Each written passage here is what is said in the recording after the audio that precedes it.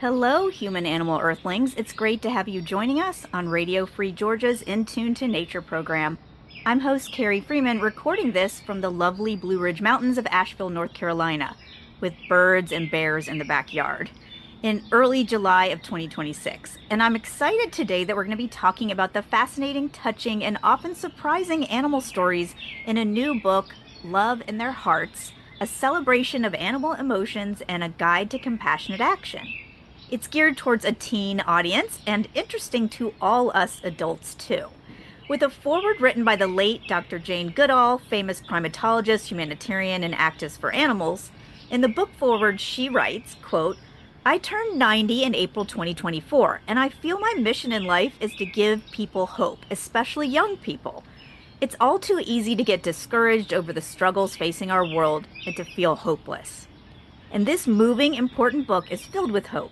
It combines scientific findings with wonderful stories about the rich emotional lives of animals that will inspire readers to learn more, to keep wondering about the inner lives of all beings, while also empowering readers to take action on behalf of animals, nature, and our planet. End quote.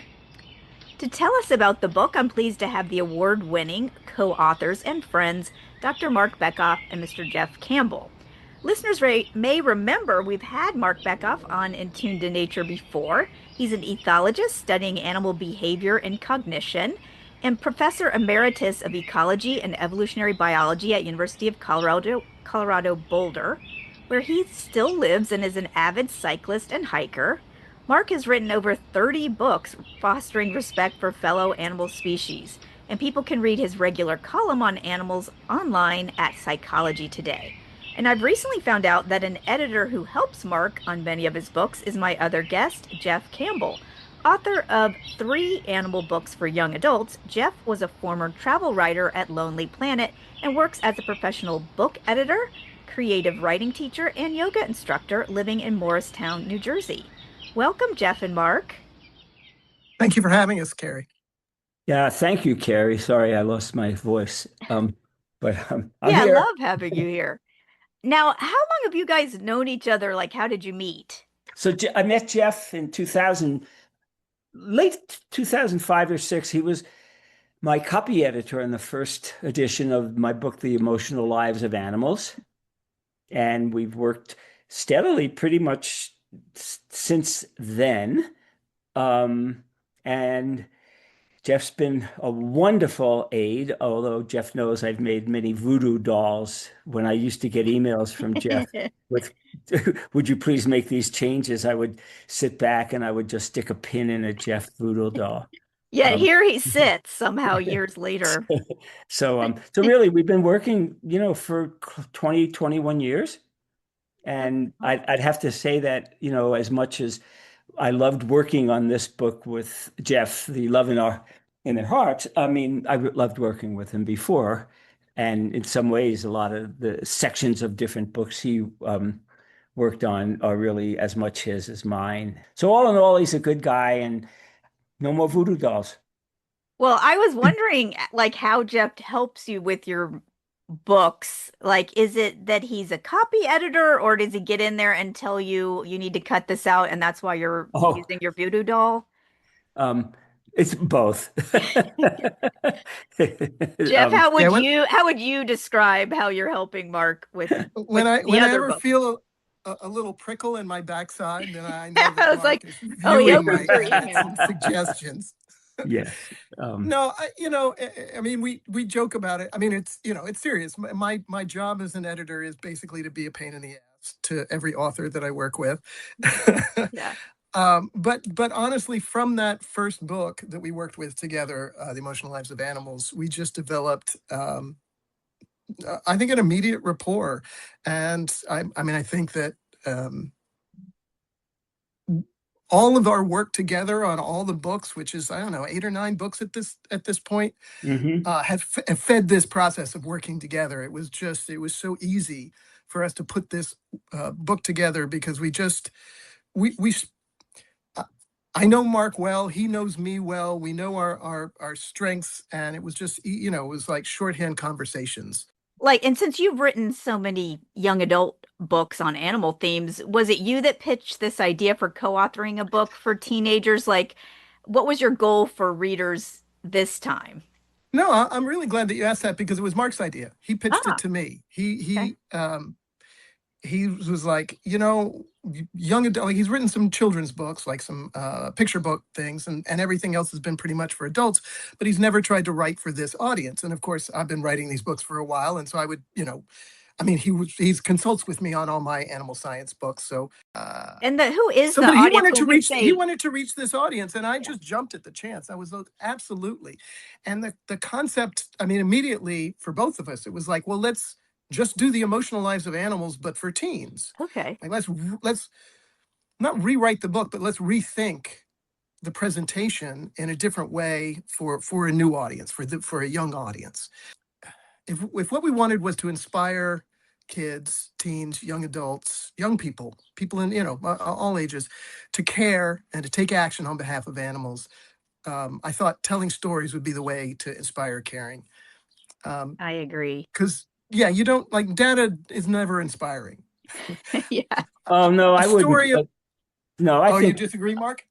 well, I mean, data presented in the right way is inspiring. But right. I mean, I think the book is really science based, you know, because all the skeptics who think that there's very few now, because but all the skeptics over the years who thought that, what we're doing on animal emotions was stamp collecting. That's what they referred to when Like Conrad. cherry picking, is that what they? Well, well, not even cherry picking. That would be even more selective. But when Konrad Lorenz and Nico Tinbergen and Carl von Frisch got the Nobel Prize, a lot of people, it was the Nobel Prize in physics and biomedicine. I can't remember the exact category, but they got the Nobel Prize, and people were really upset, the hardcore quote scientists, that a bunch of people who just do stamp collecting, meaning just watching animals. Oh, like they were make you being an ethologist or somebody who studied animal behavior Right. was not as respected. Right, because it Yeah. was just storytelling, which Yeah. of course was wrong. They were just jealous that people who actually enjoyed their work got the Nobel Prize. This gets me to my next question. You both dedicated this book, Love in Your Hearts, to Dr. Jane Goodall, as she died last year at age 91. I was pleased to see so many stories in this book about Jane as a young researcher in Gombe, studying the wild chimpanzees and gaining their trust. And Mark, you share your own upbringing around animals and your early career trajectory. Mark, it seems to me that reading this book, a younger person might be inspired to start a career studying other animal species as an ethologist in a non-invasive way that respects their individual freedom, as you and Jane did. Was that part of your hope? Yeah, for sure. I mean, I grew up in Brooklyn, New York, and all it was apartments and concrete, but I spent as much time as I could outdoors. And Jane and I actually compared over the years, because we spent a lot of time together and talked a lot, to our upbringings where, she would go out and watch chickens lay eggs and get in bed covered in dirt, and her mom, wonderful woman, wouldn't yell at her and supported her. And I would just go out and talk to all the animals in Brooklyn, the Yeah. dogs, the cats, the birds, the mice, and the ants. And I think my folks thought maybe I was a little bizarre, but they always supported me. Nice. And they said that I minded animals, and I wrote a book called Minding Animals, basically meaning that I minded them. I never doubted that they had, feelings and that they were really smart, and minded them by taking care of them. Yeah. So yeah, so I think that was yeah, and also to make it just simple, I mean, because Jeff knows I get a lot of emails from people, and there's just a big move to appreciate animals who people are calling our wild neighbors, Yeah. squirrels, and fascinating animals who are really smart, really emotional.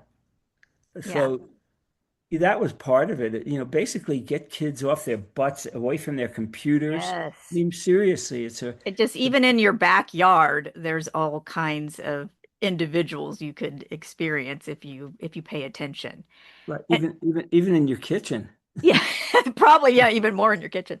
Yeah. And Mark, for young readers the distinctions for practicing compassionate conservation, as you and Jane did as wildlife scientists, as opposed to more traditional quote unquote wildlife management types of conservation that focus on whole species groups over well-being and rights of individual animals. And I myself, follow compassionate conservation principles in the book I'm writing on wildlife coexistence. Can you Mhm. just tell us the four tenets of compassionate conservation? Yeah, I mean, basically, the first is I've sort of collapsed them. The first is first do no harm. The Yeah. second is that the life of every individual matters. So I've really collapsed it down to two because Okay. the others are kind of folded in. But it's a great question. Um, Traditional conservation has been and remains a bloodbath. Uh, It's perfectly okay for people to kill animals of one species to save members of their same or other species. Compassionate conservation wouldn't allow that. The basic premise is that all individuals have intrinsic or inherent value because they're alive. yeah. Now, there's different shades of gray in compassionate conservation. So there are some people who call themselves, or say they practice compassionate conservation, and there will be certain situations when it's okay to kill certain animals to save others. I don't agree with it, but I don't mean that as a criticism nor as a personal insult to them. Mhm. My take is that we don't have to do that, um, You and I think that always want non-lethal or in best yet non-invasive or disruptive solutions. right. I mean, if there's a quote problem animal out there, it might be disruptive, it may be intrusive, and that's okay, but in a certain way. So there's examples from all over the world. One good one is baboons who raid crops.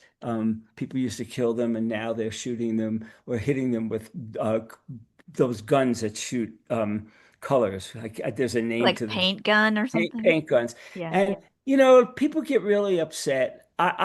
I know people who've been hit by paint guns. It doesn't really hurt, but what it does is it It's a deters the repellent, a animals, deterrent. and it's a repellent, and you can identify the individuals. So as a field worker, though, identifying problem animals would be important. But there's examples from all over the world now that you don't have to kill in order to conserve. And, I like to say you don't kill your way into kinship. I mean, Yeah. so really, that's the difference. And people are shocked to learn that traditional conservation is a bloody affair. Mm. I mean, it is, and it remains today a Yeah. bloody affair. So Yeah, let's, I've been looking at the Wildlife Services oh, kill sheets online and like for 2024, which was the latest they had, and just seeing the millions of animals that our oh, government is killing, so-called in the name of conservation, but often really just to kind of well, please ranchers and other but people. also in the name of coexistence, so Yeah. you can coexist with a corpse. They're no That's really easy, isn't it? No, I call them wildlife disservices, Yeah. and they used to be called ADC and Animal Death Corps in it instead of Mm. Animal Damage Control, Murder Inc. I mean, I published this, so I'm not shy about saying Yeah. that they are murderous and they are terrible, and they're in Colorado doing the same thing. Yeah. Let's get to some of the stories in the Love in Their Hearts book. Mark, I was struck by the story early on about your dog Jethro, who rescued that baby bunny and was so protective of her during her recovery. To me, it really showed the individuality of each dog because if you ask the bunnies, chipmunks, and squirrels around my neighborhood in Atlanta, they would not say my dog Elliot is their friend. Like, he's sweet with other dogs and humans, but not small mammals. So I think Jethro's compassion and altruism towards animals who might normally be considered prey animals really seems remarkable. Can you tell us about Jethro and the bunny? Yeah, well, I rescued Jethro. I mean, he had a great life at the Boulder Valley Humane Society, but I wanted another dog. One of my dogs had died, and I went down there and we connected across the facility. I mean, we locked eyes, Ah, and there were two people who wanted him before I got there, but they both lived in town and I was living in the mountains. And just meeting Jethro, I knew that he would be returned to the Humane Society immediately because he had so much energy. So I just felt that he was a real mellow guy. And when they let him out in the back of the Humane Society, where they had some dogs and sheep and roosters and just a lot of different animals, Jethro went up and said hello to all of them. No, I mean, he was a very compassionate Yeah. dog. Um, Yeah. but still, I had no idea how he was going to be because he could run free around my house when I was home, Yeah. as could all his buddies, because I was in the mountains. But I had no idea. He chased bunnies up there. Yeah. He would chase chipmunks.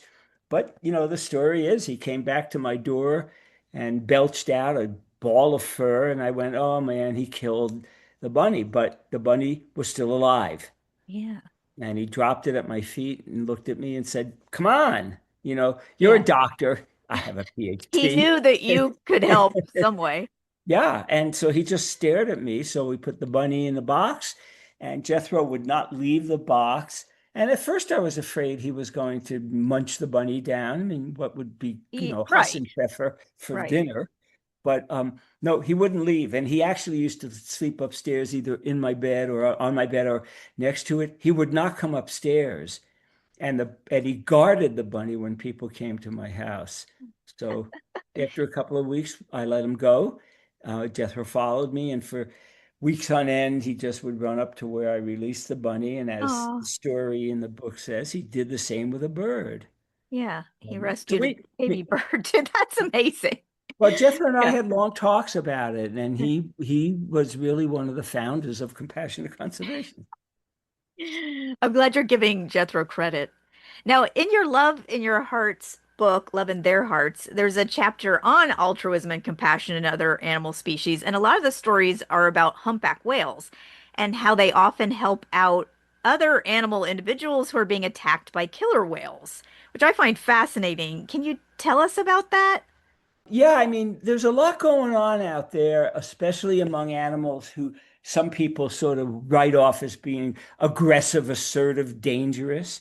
I mean, I wouldn't jump into the ocean with a humpback whale. They're huge. They're Yeah. huge. And when I was in Antarctica, we saw killer whales right off the coast, just basically skinning Adelie penguins. Ah, And, killer whales are also known for forming tight packs, hunting together, being very cooperative. But, I was never in my sort of my bucket list to jump into the ocean with killer whales.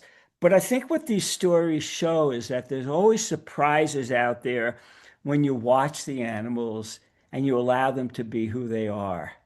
And yeah. that's another kind of that's come out in a few interviews I've done about my other some of my other books is that I'm not saying these animals are always friendly. I'm not saying they'll always save other animals or protect other animals from sharks or other dangerous predators. Um, but when you spend enough time with animals, you see things that surprise people. Yeah, because we didn't know, or I don't know if it's just humpback whales and not like gray whales or right whales who maybe have this tendency, or maybe it's part of their culture to sometimes protect seals or other whale calves Right. outside of humpback whales from being attacked by killer whales. I don't know. Jeff, please. Yeah, well, and I kind of wanted to broaden this to, one of our goals in the book, which I said we start with stories.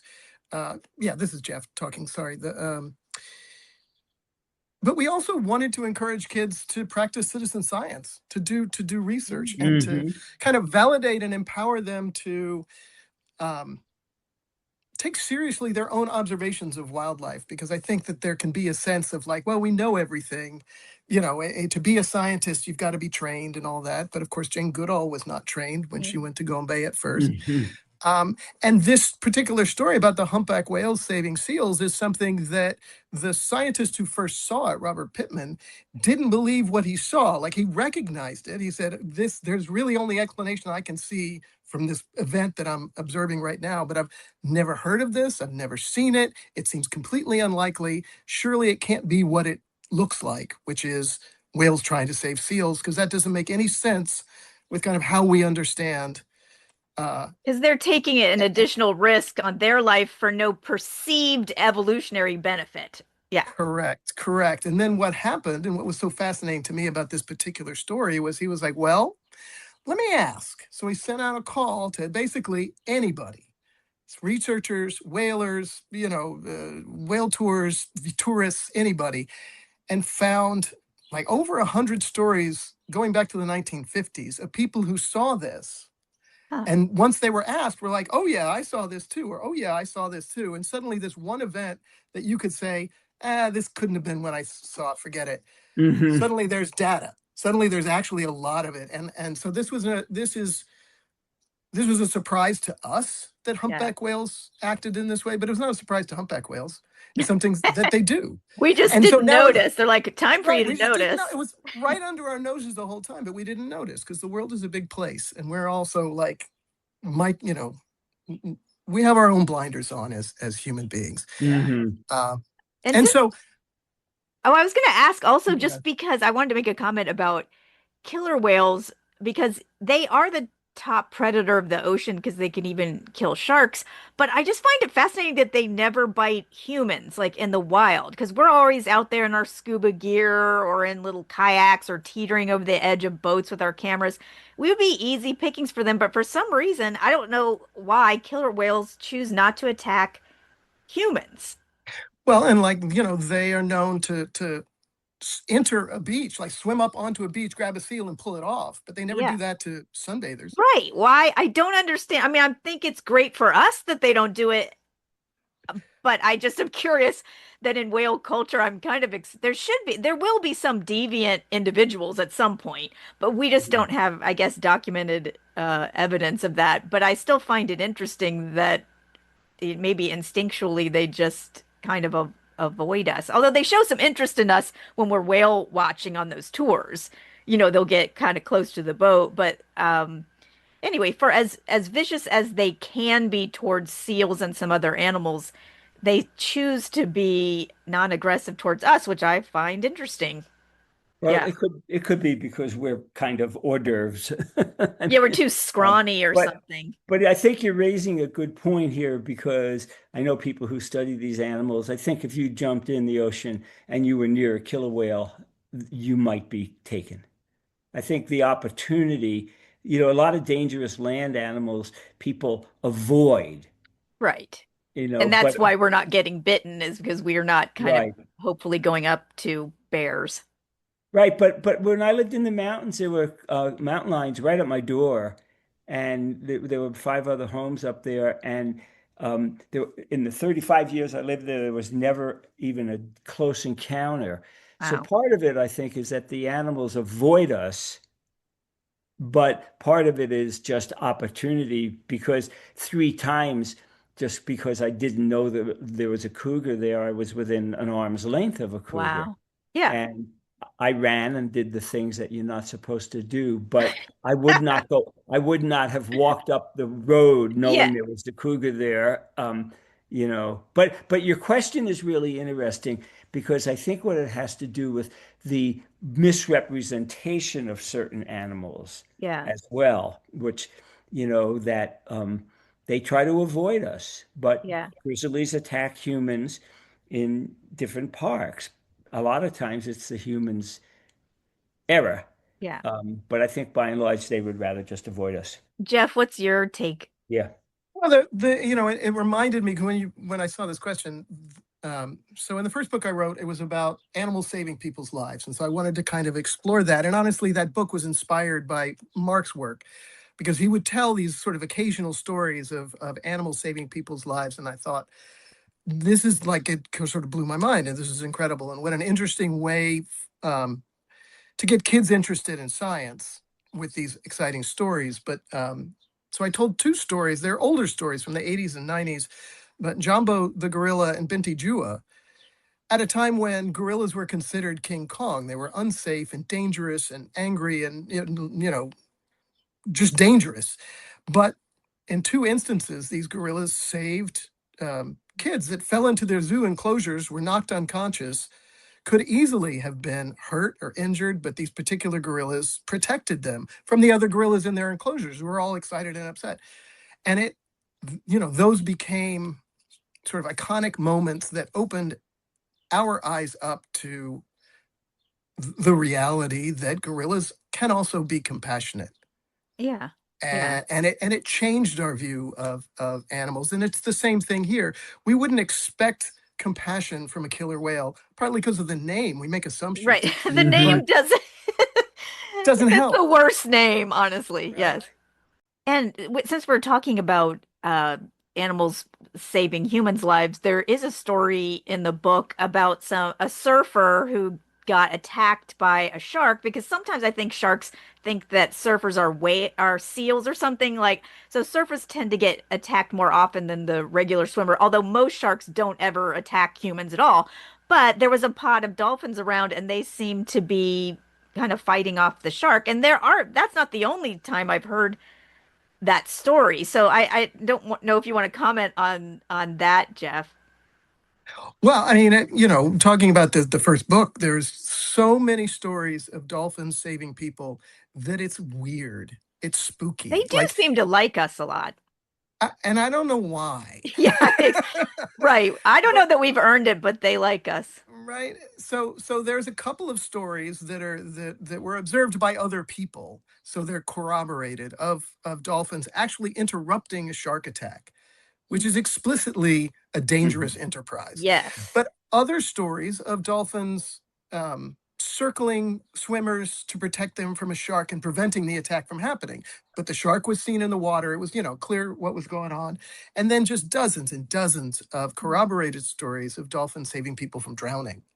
And not Wow. just dolphins, but the whole, marine mammals of various kinds, Yeah. beluga whales and stuff like that. Um, and again, it's a real puzzle as to why, because it's altruistic behavior on the surface. But what the intentions and thoughts of the animals themselves are, we can really only guess. Right. But But yeah, go ahead. I love the stories that you have in there of times where individual animals are taking risks to their own self to help others. And they must be getting some pleasure out of it like we do when we are compassionate or charitable. But that's not something we tend to attribute to other animal species. Mhm. And so I think that's Right, and Mark cool to can have certainly in your speak to book. that better than I could. But yes, that is certainly one of the speculations, that it just Yeah. feels good to do good. So Hmm. animals do good. Yeah. Yeah. I totally agree. Yeah. If you're just joining us on Radio Free Georgia, this is In Tune to Nature, and I'm host Carrie Freeman, talking about the fascinating, touching, and often surprising animal stories in a new book for young adults titled Love in Their Hearts, a celebration of animal emotions and a guide to compassionate action, with its co-authors Marc Bekoff and Jeff Campbell, both award-winning authors of animal books. People can learn more about their work at their website. There's jeffcampbellbooks.com. That's spelled Jeff Campbell, Jeff Campbell Books.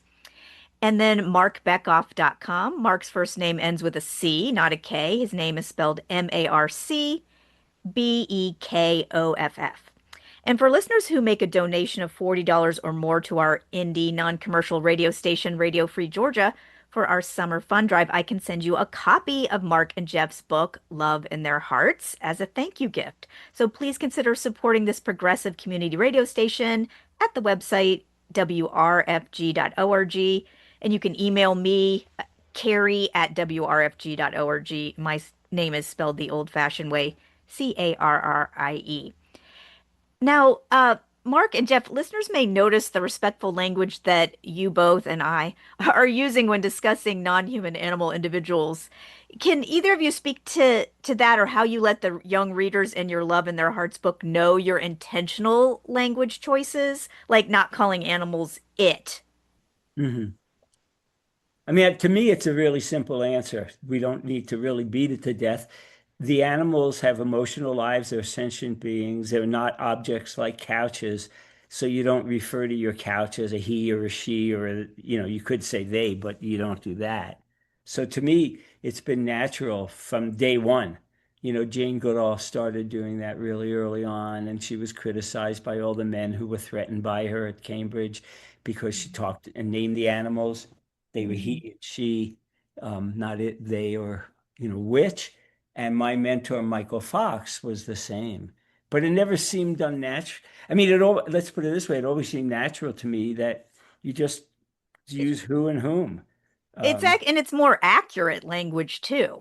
So even if we've gotten into the habit in American English of saying it, especially when we don't know the sex of like a wild animal, still they have a sex, so we should refer to them as he or she or even they, just so they, we're avoiding the term it, basically. yeah, they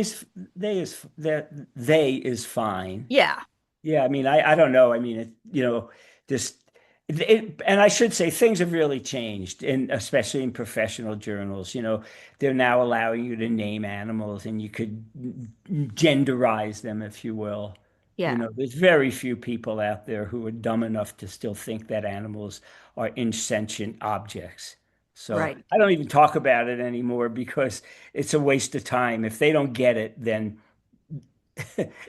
then I just move on to people who can. Yeah. So Although yeah, this, Deborah Merskin and I are still working with Yeah. others on the Associated Press for journalists to stop using the word it, because that still happens all the time. Even if the journalists understand the animals have personalities, it's just a habit of referring to other animals. So we have to get out of that habit and not have it in their uh, media style guide too. They need to change the style guide. But Jeff, you were going to say something? yeah, no, I mean, it was so I'm a book person, right? This is my career long before I met Mark, and it was the first time, reading his work in Emotional Lives of Animals that called my attention to this issue. And I think it's, part of the point is that, the language, sometimes the language leads, sometimes we create words and that sort of leads to new understandings, but a lot of times language lags behind what we understand. So what you're saying about, you know, journalists and a lot of people use this objectifying language just because that's the way we've always done it, even Right. though they know that that's not quite right.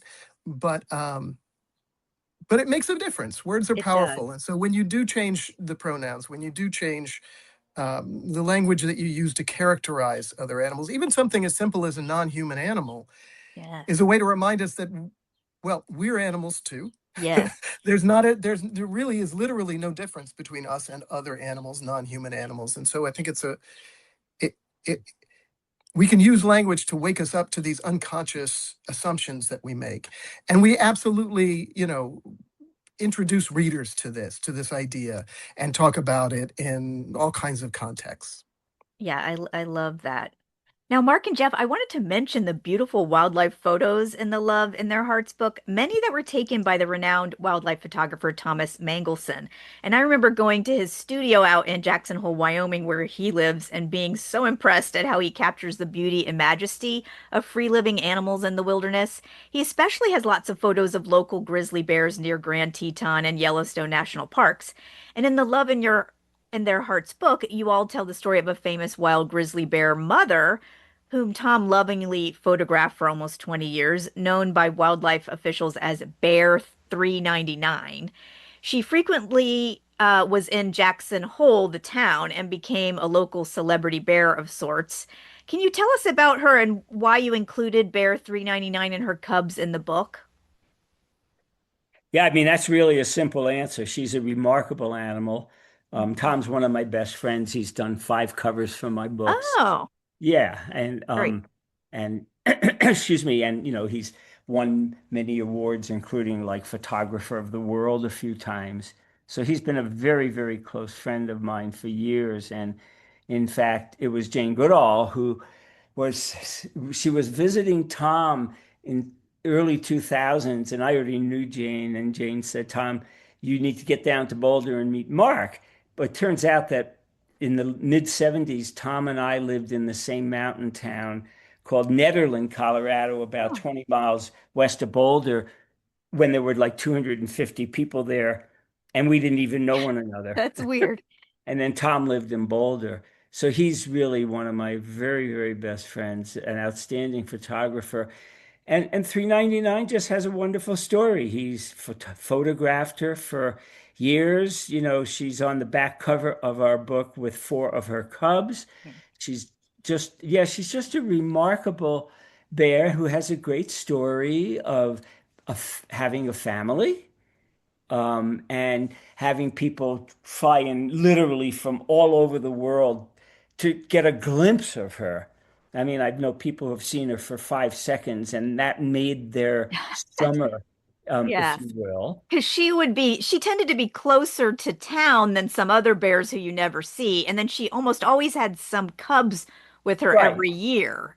Right, right. I mean, she was, but there were days when, because I've been up there when you'd go out and you might not see her for a week, and that's Yeah. just part of being a wildlife photographer.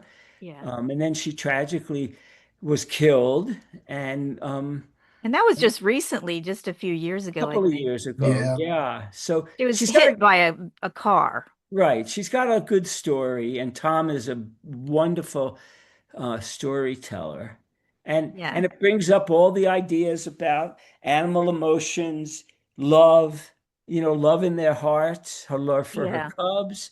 And Jeff, what are your comments about Bear 399?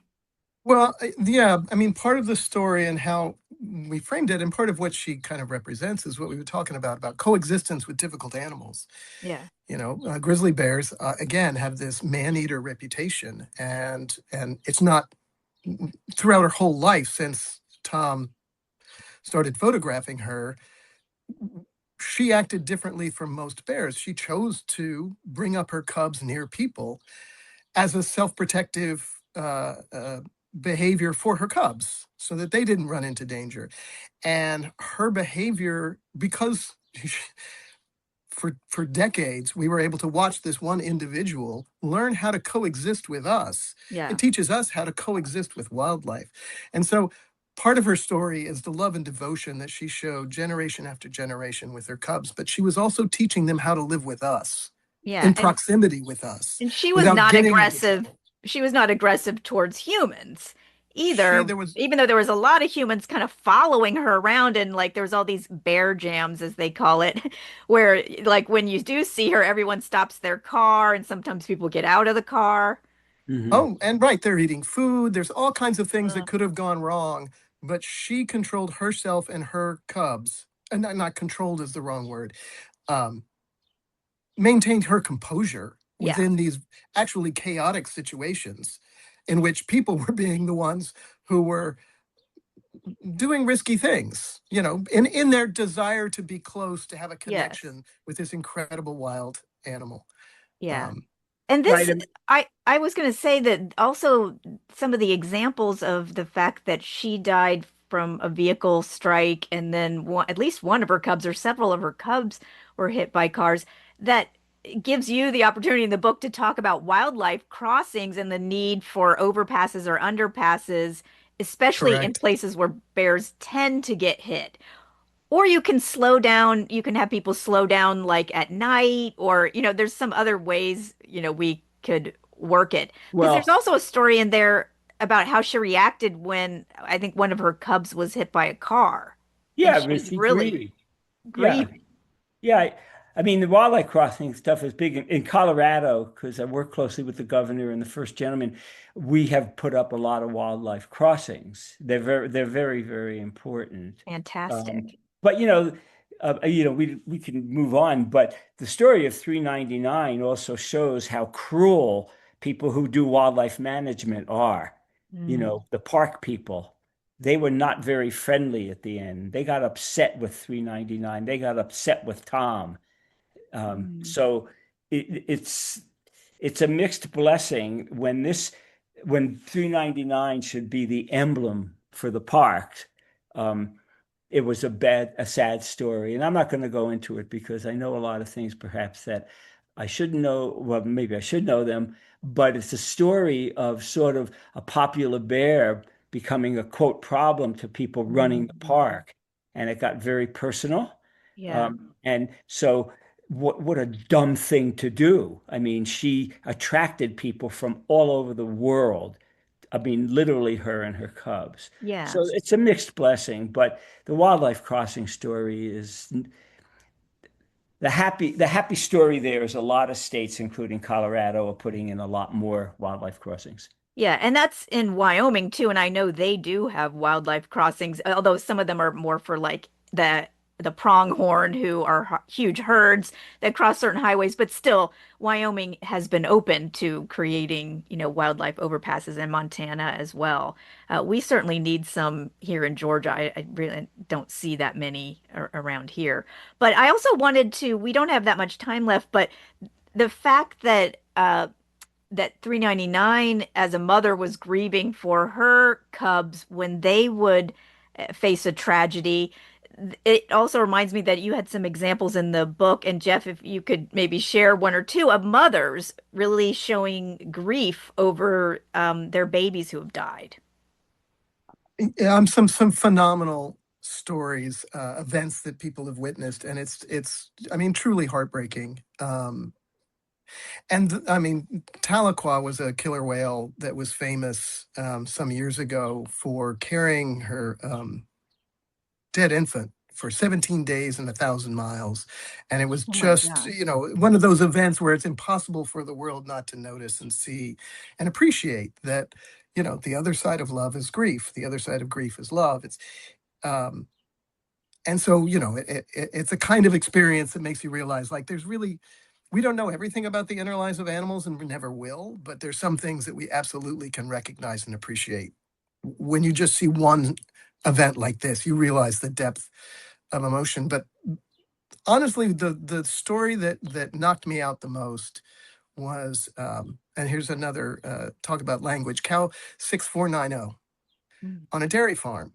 Okay, yeah. And it was, it's basically one story about the grief of all dairy cows who must be separated from their young, the hours after they're born. And that grief is displayed by the mothers for weeks, if not months. So And sad. that's, yeah, no, and it's just part of the industry. Yeah, to take away the baby calves from their mothers so that we can make a profit off the baby's milk. But that's how it's been for centuries. Yeah. Hmm. For, the family dairy farms Yeah, whether 100 it's a years ago, factory 200 farm years ago, or, right? yeah. Always been the same. But it's the kind of thing that most people don't see, Yeah, I Yeah, mean, right? dairy's in some ways much worse than the meat industry. You right. know, Dotsie Bausch and Alexandra Paul founded an organization called Switch for Good, which focuses on dairy Mhm. because the treatment of these animals is repulsive. The people, I mean, really, it's criminal. Yeah, it's basic exploitation of motherhood for throughout Yeah, their entire lives. Yes, They're forced to that's be the way to put it. mothers who grieve every year. It's disgusting. or every minute of the day, to be Yeah. honest with you. Yeah, no, Yeah. it's disgusting. Yeah, I mean, we got to call it like it is. It's Yeah. just foul. And Mark, I like in the book how you told your own story of your career trajectory as a scientist and how you were pressured as a student to dissect animals or to experiment on non-human animals, or you watch teachers kill animals and how you serve as an example of how students can push back on that violence within academia and school and still be successful in animal science. Can you just tell us a bit about that and like how you responded or what was your alternatives as a student? Well, I just refuse to do it, and it's related to the last question you have. It empower those my stories, but not only my stories, empower kids to know that they can say no.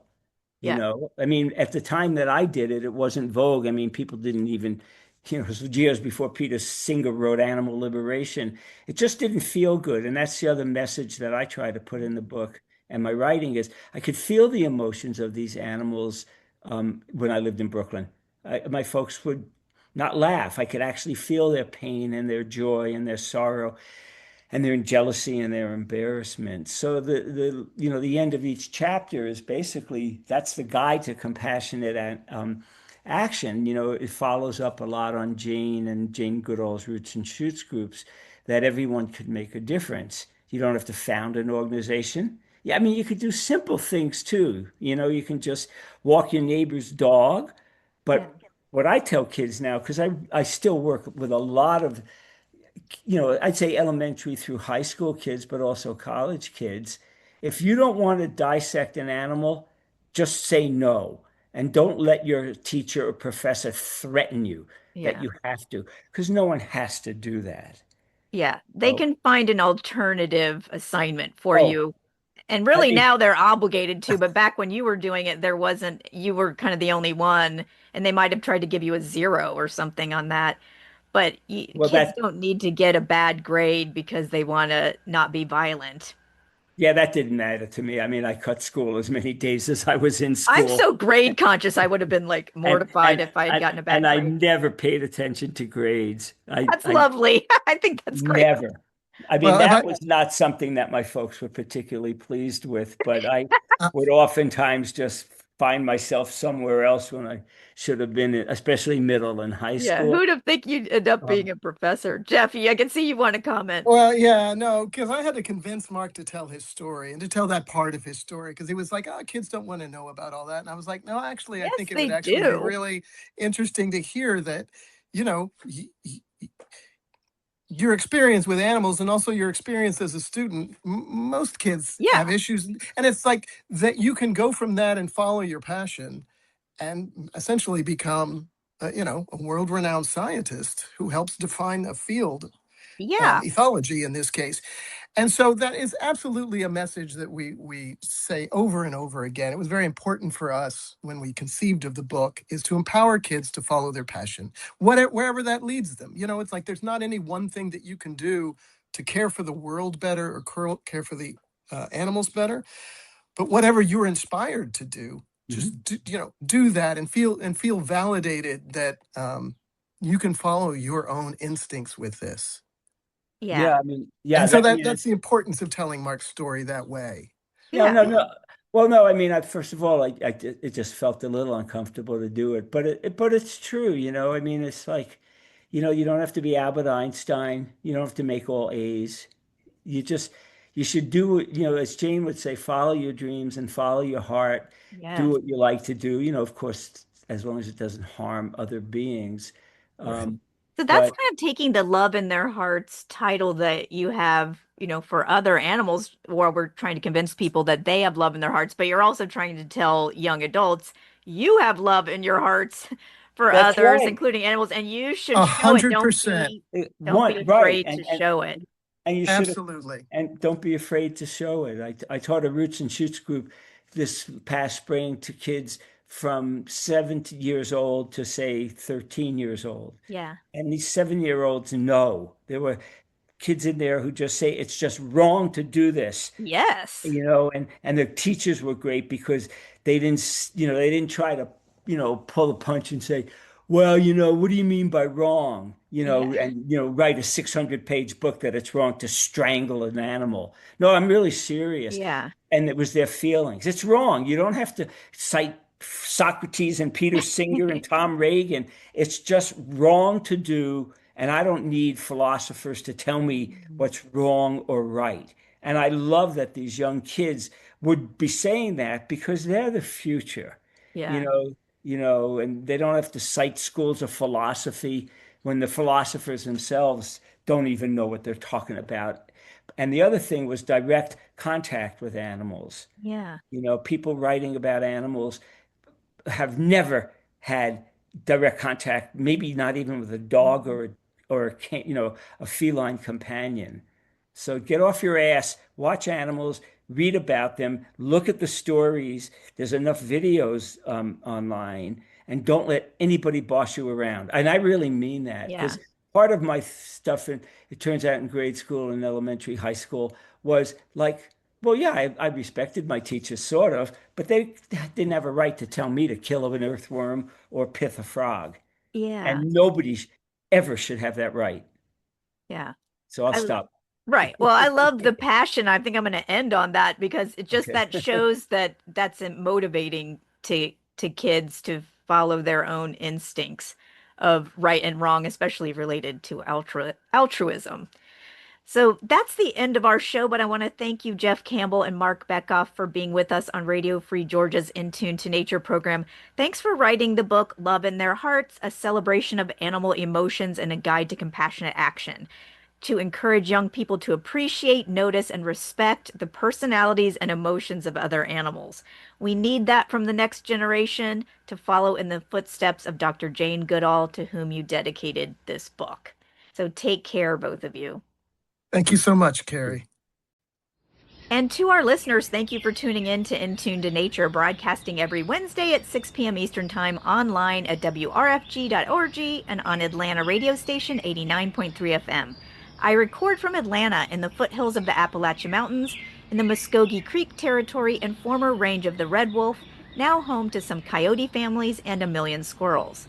But currently, I'm with the black bears here in Asheville, North Carolina this summer.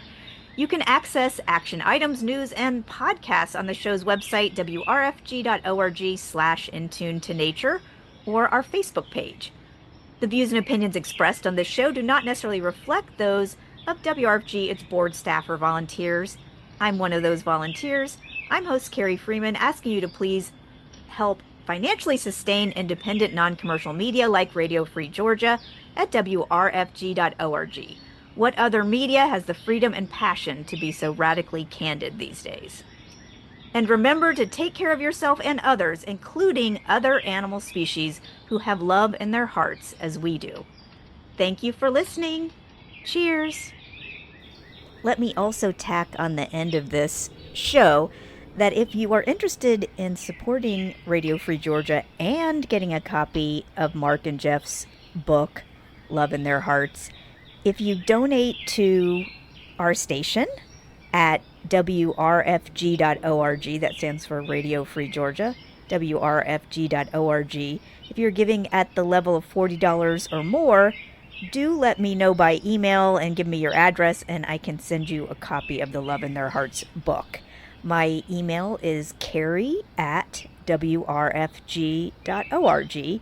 My name is spelled Carrie. That's carrie@wrfg.org. Or you could also just let me know some ideas for future shows.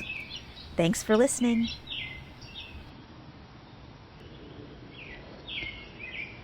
These are songbirds in Asheville, North Carolina, and some of them you heard were at a nearby bird feeder.